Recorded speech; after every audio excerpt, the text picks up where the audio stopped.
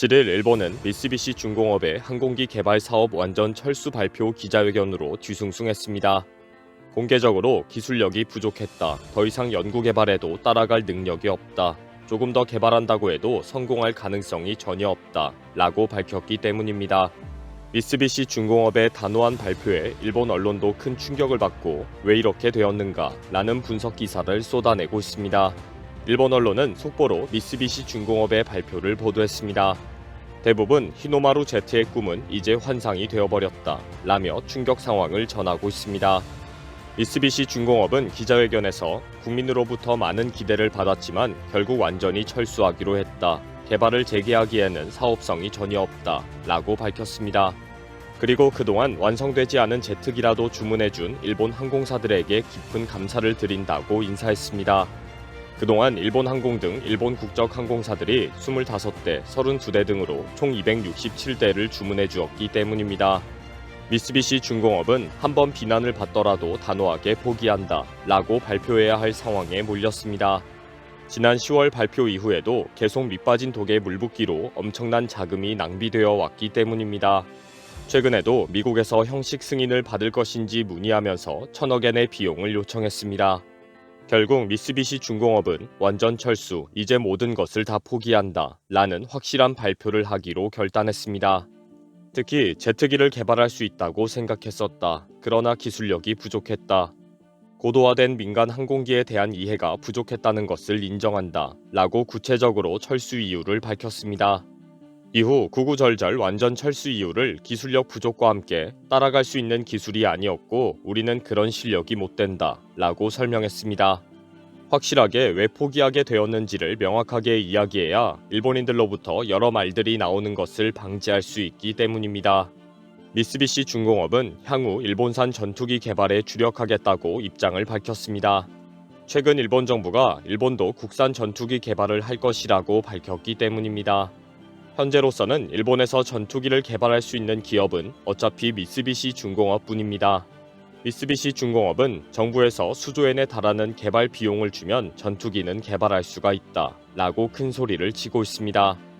여기에 많은 일본인들이 미쓰비시 중공업에 일본산 전투기 개발을 맡겨야 한다고 목소리를 높이고 있습니다. 또 여기에 미쓰비시 중공업이 소재한 아이치현도 적극 나서고 있습니다. 완전 철수로 지역 경제가 큰 위협을 받고 있기 때문입니다. 아이치현의 오무라 지사는 몹시 유감이고 매우 유감이라며 지역 경제에 안 좋은 상황이라고 우려했습니다. 일단 미쓰비시 중공업이 급히 해결해야 하는 것은 시제품로 만든 5대를 어떻게 처리할 것인가입니다. 덩치가 워낙 크고 어디에도 사용하지 못하는 시제기가 애물단지가 된 것입니다.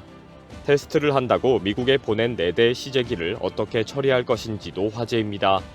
그동안 스페이스 제트 시험 비행기로 만든 것은 총 5대인데 한 대는 나고야 공항에 보관되어 있습니다. 미국에 간 4대 중에 일단 3호기는 그동안 해체 작업을 진행해왔습니다. 그동안 해체 작업에 대해 테스트가 완료되었기 때문이다. 사업 추진과는 관계가 없다. 라는 거짓말을 계속해왔습니다. 그러나 이미 내부적으로 사업을 접을 수밖에 없다는 결론을 내리고 해체해서 고물 처리를 하는 방법을 선택했습니다. 아직 세대를 일본으로 다시 가지고 올 것인지 해체를 해버릴 것인지 미국에서 장기 보존을 할 것인지 결정하지 못했다고 합니다. 일본으로 다시 가지고 오는 것은 운항의 위험도 있고 어차피 일본에 와도 애물단지가 될 것이기 때문에 검토하지 않고 있습니다. 미국에서 장기 보존하는 것은 보관료가 상당하기 때문에 비용 부담과 실익의 문제가 심각합니다. 그동안에도 몇 년 동안 미국에 보낸 4대 때문에 엄청난 비용을 미국에 보낸 상황입니다. 현재로는 가장 저렴한 비용으로 처리하는 것이 완전히 해체해서 깨끗이 버리는 것입니다. 그러나 일본 국가의 자존심과 일본 국민들이 받을 충격 때문에 적극적으로 추진하기가 쉽지 않습니다. 충격적인 이번 뉴스에 대해 정말 일장기 프로젝트가 중지됩니까? 라는 제목의 한탄이 계속 올라오고 있습니다. 기사들은 지난 10월 말에도 2,200억엔 약 2조 원을 투입한 이유가 무엇인가 등으로 밑빠진 독에 계속 국민 세금을 쏟아부은 잘못을 지적하고 있습니다. 지금까지 쏟아부은 개발 자금 총 1조엔 약 10조 원이 물거품이 된 상황입니다. 아이치현이나 기후현 지역은 아시아 넘버원 항공우주산업 클러스터 형성 특구의 지정을 받아서 부지 정비 및 설비 투자 보조 등의 지원을 받아왔습니다. 그동안 보잉 항공사의 777과 787 기종의 일부 부품도 생산하는 중소기업이 미쓰비시 항공의 제트기 개발에 협력해왔습니다. MRJ 프로젝트가 중단되더라도 이 지역을 살릴 수 있는 방법을 일본 정부는 시급하게 마련해야 한다고 강조합니다. 그러나 C19 사태 등으로 항공산업이 회복 불가능한 상태가 되어버렸기 때문에 절망적인 상황입니다. 그동안 일본은 보잉 항공사와 에어버스 등에게 부품을 공급하면서 항공산업을 국가 정책적으로 키워가려고 투자를 계속해왔습니다. 그런데 결국 이 정책이 국가 산업과 지역 경제에 심각한 타격을 준 것입니다. 미쓰비시 항공업의 소행 제트 여객기는 10년 이상 일본인들에게 엄청난 희망 고문이 되고 있는 악몽의 프로젝트였습니다.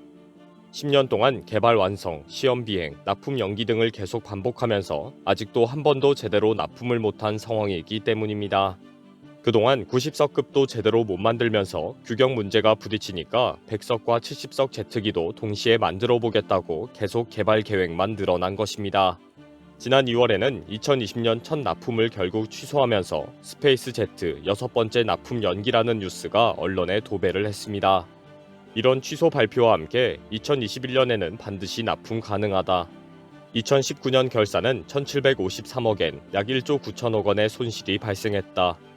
2020년 3월이 되면 스페이스 제트 손실액은 2,700억엔, 약 2조 9천억 원으로 늘어날 것이다. 라고 손실 보고도 했습니다. 이 당시 일본 언론과 일본인들은 상당한 충격을 받고 차라리 때려치워라 라는 여론이 많았습니다. 근 1조엔에 달하는 투자비를 회수하려면 최소 1,500대 이상을 팔아야 하는데 당시 한 대도 못 팔았기 때문입니다. 이런 상황이니 10년 동안 희망 고문을 당한 일본 국민들이 이제는 화를 낼 기운도 남아있지 않습니다. 미쓰비시 재벌은 계열사만 1,000여 개에 달할 정도로 일본의 대표적인 대기업이며 세계적인 기업입니다. 그러나 기업 성장의 기반이 일본 군국주의가 팽배하던 전쟁 범죄와 관련이 있습니다. 그 중에서도 전투기를 만들던 기술을 기반으로 성장한 미쓰비시 중공업은 일본 최대의 항공 및 방위산업 회사입니다.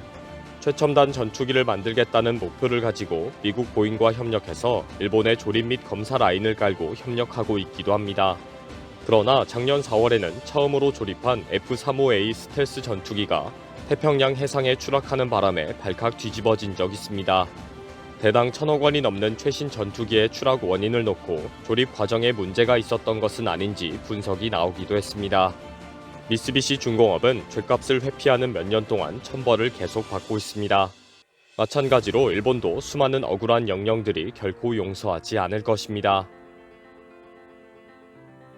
이번 영상은 여기서 마치겠습니다. 시청해주셔서 감사합니다.